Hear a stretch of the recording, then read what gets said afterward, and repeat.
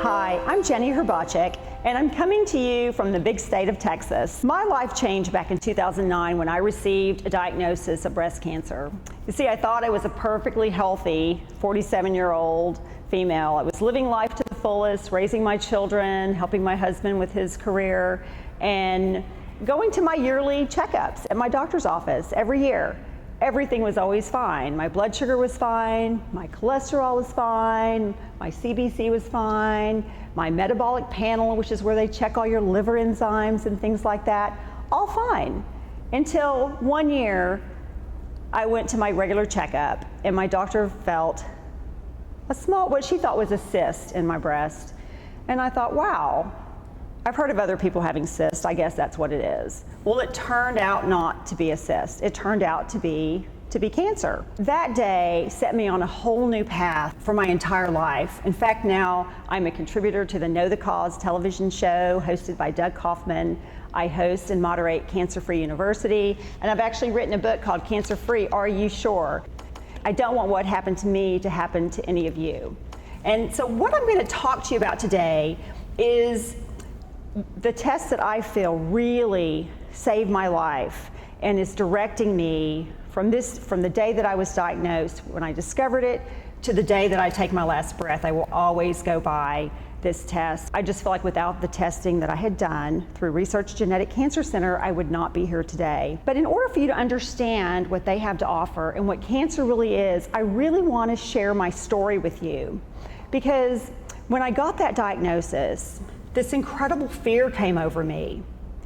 It was a fear that was all-encompassing. I had just seen pictures in my mind of people with no hair, with these terrible scarves, people in cemeteries for funerals. I'd seen all the commercials for the cancer centers saying they have cancer surrounded, but yet I knew people who went to those centers and they didn't fare so well. And the fear just completely took over my body and my mind when I'd lay in bed at night, and I simply wanted the cancer out, and I wanted it out as fast as the first doctor could get it out. I'm even embarrassed to say that I had 2 plastic surgeons bidding against each other to see who could get me on their schedule on the first available date. But with all this said, I can look back now with more clarity because I was confused. I had a lot of anxiety. The decisions that I made were based on wrong information. It was from the media campaign and things that I had read in magazines and seen on television that really were not the complete truth. I had incomplete information, and my mind had all these negative images. And I really thought that the cancer, my 1.9 centimeter tumor, was an emergency. So let me tell you what I did and what got me to the point of handling things very differently now. So when I went to the first appointment with the oncologist, and they were telling me I had this 1.9 centimeter tumor, and I would need surgery and chemotherapy and potentially radiation. I looked at them and I said, well, how long have I had this? And I really expected them to say, maybe 6 months, because remember, when I started talking to you today, I told you that I went to the doctor every year and my lab work was always fine, no problems. Even my mammograms, fine. But here, from one year to the next, I now had this diagnosis. And I was shocked to hear them say that I had had this for 7 to 10 years. So what I want you to understand first and foremost is that cancer will not show up with standard laboratory testing. Imaging that we have is very coarse, and it will not find cancer for at least, I'm told maybe up to 10 years when it has been developing. Because let's talk about what a PET scan is. That's the imaging that we use. And they take radioactive glucose and put a tracer on it, and your cancer cells have to absorb that glucose and it will light up on a scan. But it takes years for you to have enough cells in one spot to light up.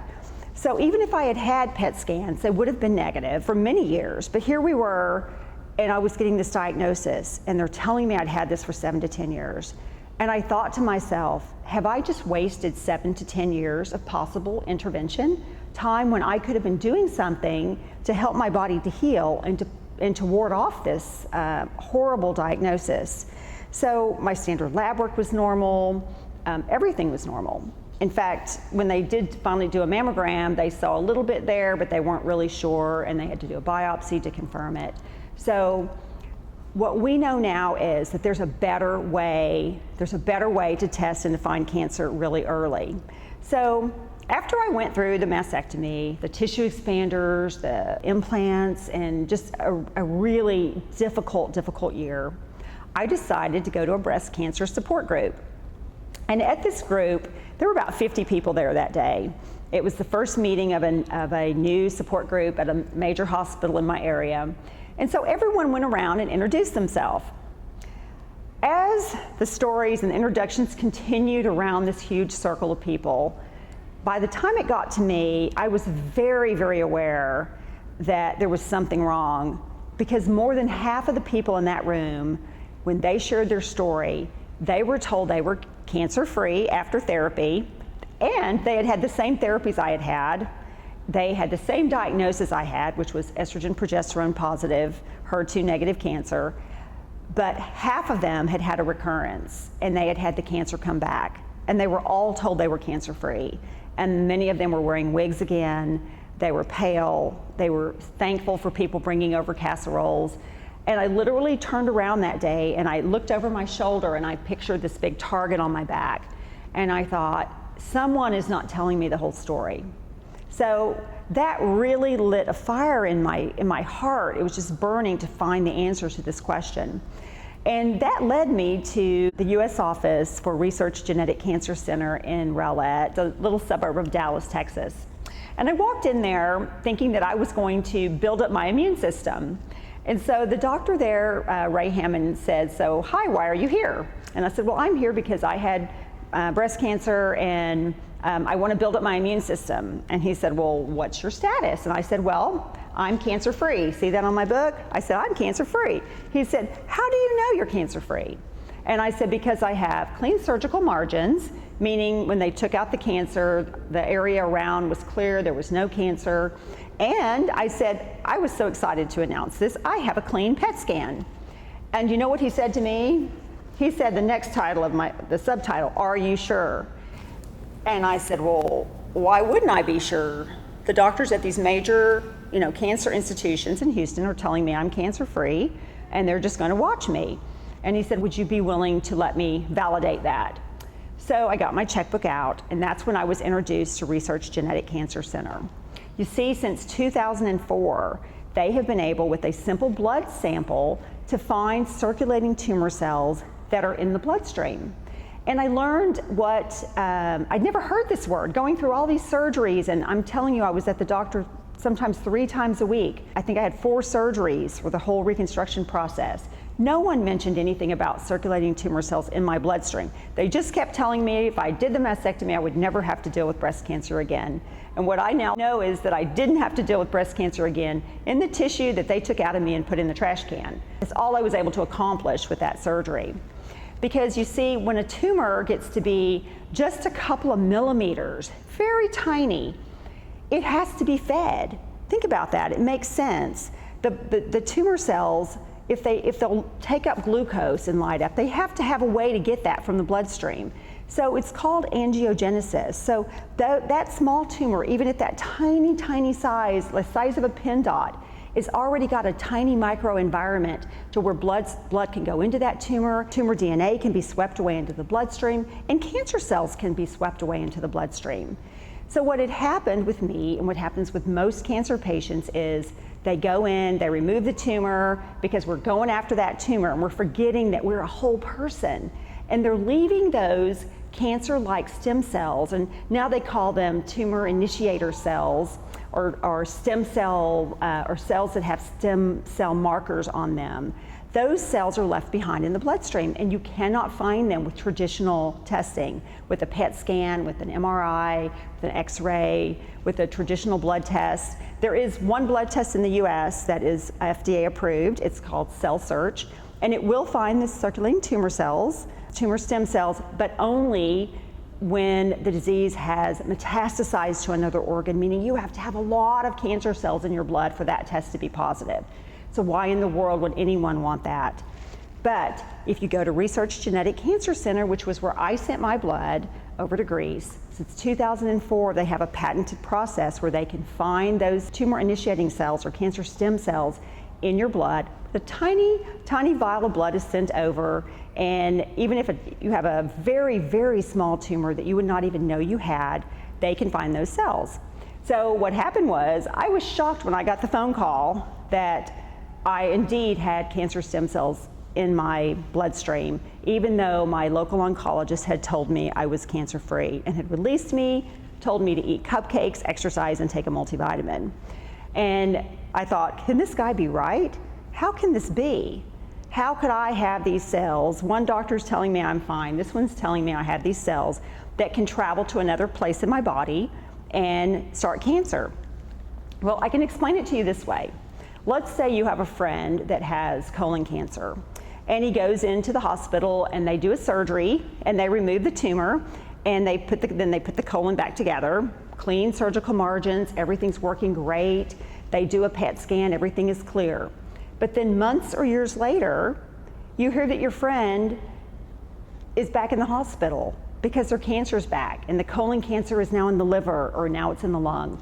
How did it get there if it wasn't these circulating tumor stem cells or tumor initiating cells? All of a sudden the dots connected for me, and I understood that that's why so many people have a recurrence of cancer. So when I did that test, it came back and it was a very high number. It was 14.2 per 7.5 cc's in my blood. And if I can explain that better to you, if you've ever seen an insulin syringe, it's like a little 1 cc syringe, and you put all of my blood in those little tiny insulin syringes. I had over 2 cancer cells in every tiny little syringe. It's a lot of cancer.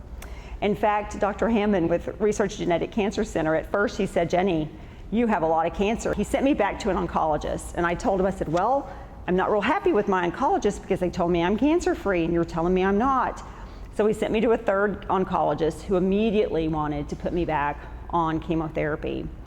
And I thought to myself, why would I go back to a process or to a therapy or to whatever it is drug they wanted to give me when that therapy had failed me? In fact, there are studies out there that shows that some chemotherapies can actually induce cancer stem cells to be more virulent and can cause more cancer. And I really feel like that's what had happened to me. So I declined the therapy, and I pulled up my, it was like a 25, 30 page report from Research Genetic Cancer Center. It was really cool because it told me exactly which natural substances to take. And I know lots of you have gone to the doctor or to a functional or integrative physician, and you end up with grocery bags full of supplements.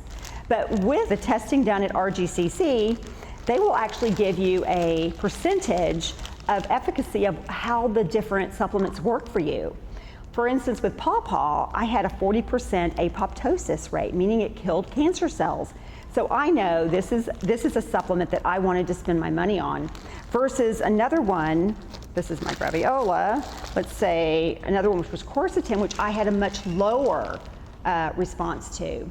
So I was able to get a personalized approach for my particular cancer. There are natural biological modifiers, the things that are in all of these things that are created here on this earth that can help kill cancer cells, that can inhibit the growth factors or the pathways for growth, and then some are immune stimulants.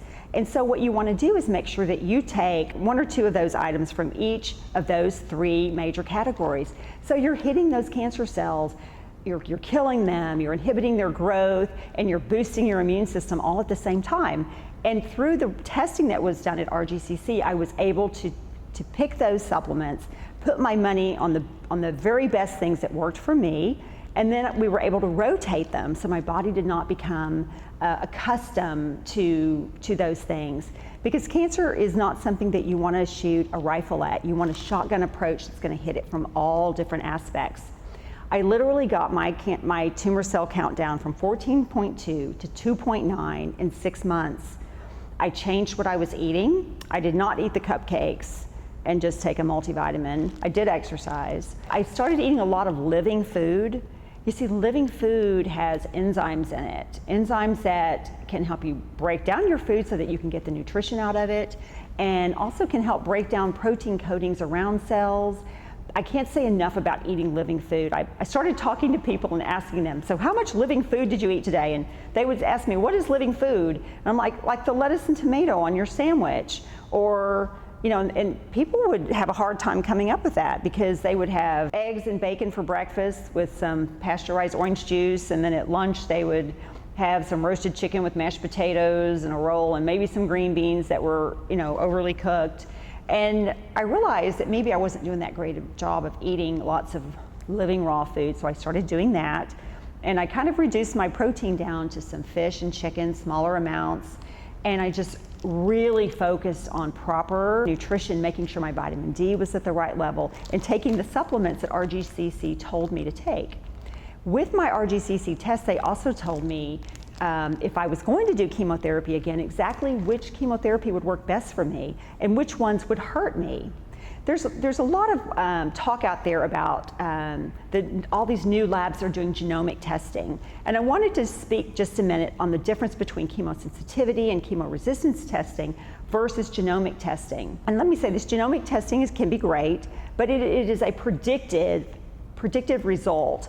So let's say they take your genomic profile of your cancer and they come up with all the markers, and then they have all of these therapies and they know what targets those hit, and they just match them together, and they'll say this drug will be a good match for this person, but the two have never come into contact, so it's a predictive outcome. And so they are using that many times to kind of guess what might be the best therapy. Versus chemosensitivity testing, they literally take your cancer cells and put them in contact. They actually touch the drug or the immune therapy, and they can actually measure the outcome and see if it helped you or it hurt you, and if it helped you, which drug or which therapy helped you the very most. So it's kind of like when you have a urinary tract infection and they don't do a culture to see what type of bacteria you have. We've been doing that with cancer for many years. We've been giving people just standard of care, and we've not been offering them the testing that can give them a personalized approach so that they can get the absolute best benefit out of their therapies. What I love about RGCC is they have a genetic side and a chemosensitivity side to their testing. They're going to look at the genomic profile of your cells, plus they're going to do the chemosensitivity testing. So you get both, and they validate that genomic profile works by actually using the actual drugs. And then they also tell you about all of your natural biological modifiers, which are in all these bags that you can take, so you know what can help you to beat your cancer. It's actually a very targeted approach. There was a study done back in 2017 where they took 514 patients and they studied their genetic profile. 94% of them had mutations that occurred after their original test was done, meaning that if you do a test one time and you go with that result for several years, your body could be having a mutation, and then the target that your drug or your natural substance is going after may not be working anymore. So I personally run my RGCC every 6 to 9 months just to make sure that nothing has changed. I'm 10 years out, so I'm kind of now where I do it every year, but in the very beginning it's really important to make sure that your targets haven't changed, because your body can absolutely heal with a personalized approach. And with the less toxic approach is what I find to be so amazing, because the people that use an integrative approach to dealing with cancer, with diet, with detox, with a personalized plan for natural substances, and if you feel that you're going to do chemotherapy or an immune therapy, that you know exactly the right one for you. It's so, so important. I know people who were sent home on hospice and told they were going to die and did testing in an immune therapy. A new one was identified, they were put on that therapy, and they're back at the gym working out. I'm telling you, there is so much hope, but it's so important to have the very best testing available. And I cannot say enough about the work being done at Research Genetic Cancer Center. And I will tell you, I've had my husband tested, because with standard testing and a standard way that we deal with cancer in the United States and around the country, if we don't tell people they've had it for 7 to 10 years, that's just not good. You can find cancer at year 2, 3, or 4 with a simple blood test called an OncoCount that you can order from Research Genetic Cancer Center. You'll get the results back in less than 2 weeks, and they can tell you that you do or do not have some of these cells. And if you do, be so excited, because you could probably run down to a big cancer institution, get a PET scan, and let's hope it'll be negative, because you're so early on in this diagnosis. There is no need to wait to have cancer for 7 to 10 years before you jump in with both feet and start letting your body heal. Several doctors that say, Jenny, you can't tell people they have cancer. Nobody wants to know that. But let me tell you, wouldn't it be better to know that you have it at year 1 or 2 when it's so tiny you can't even see it yet on an X-ray or on a PET scan or an MRI, versus being told, gee, we see a 1.5 centimeter spot in your lung or in your liver. Believe me, it is so much easier to fix a tiny leak in your roof than when it's a big hole. And that's what I feel we have actually made the mistake in this country and around the world. We've let cancer become something big and scary. It's basically a spiritual terrorist. I know that's what it did to me. There are so many ways that we can find cancer early, when the body can heal so much more easily. We can monitor ourselves. Because let me tell you, you can't walk into your doctor's office and say, hey, I'd like to get a PET scan. Guess what? Your insurance is not going to pay for it, because you have to have a lump or bump, or you have to have symptoms or weight loss or some reason for that doctor to be able to order that test for your insurance to even be able to approve it. So I tell people, please, please, please, set a little money aside. Get a test like Research Genetic Cancer Center's OncoCount. Make sure that you're cancer-free. And if you do have a problem starting, don't panic, your body can heal. Mine healed with a count of 14.2, and I know people who've had much higher than that. It's the personalized approach that's so important. Today I'm 10 years out, and the work that's being done at the lab is so amazing. It seems like every year they're coming up with something really advanced. This is where I feel like science is ahead of standard of care, because I can't go to a regular doctor and get these things, but I love the SOT therapy. I get it every 6 months. It's called a supportive oleonucleotide therapy. Any of the RGCC trained doctors can tell you about it. It's a simple little infusion that they make from my cancer cells, and they basically build a little army that can go out and identify any micrometastasis that try and build up or start in my body or take root. And so I just feel it's so important for me to do that every 4 to 5 months or every 6 months. I schedule, I go get it. It's just part of Jenny's lifestyle that I have to do. I've also had their IST therapy, which is where they have built up my dendritic cells, and I think I brought a copy of my test result. And what they're going to do is build up your CD80 and your CD86 dendritic cells, and you'll get a chart that looks something like this. But I basically had none, very few, and after doing the therapy one time, my count was over 30 in both of those, and my tumor necrosis factor actually turned negative, which was great, which means that I have now cells that can actually make a tumor necrose or die. My memory cells were increased, and these are things that no one ever has offered me in the general allopathic world of the big cancer institutions. So don't ever think that just because you go talk to 1 or 2 people that that's all that's out there. It's a big world out there. I'm in the United States, but I'm telling you, there are brilliant people all over the world that are doing amazing, amazing work. I'm just here to share my story. I want to tell you again that Research Genetic Cancer Center and their testing are a part of my life and always will be. And I send a big thank you out to everyone at the lab for all of their amazing work. And I hope that you'll consider getting a test and actually following it. Share it with your friends. Please don't let anyone have their life impacted by cancer in such a negative way, because your body can heal. God bless you all. Bye-bye.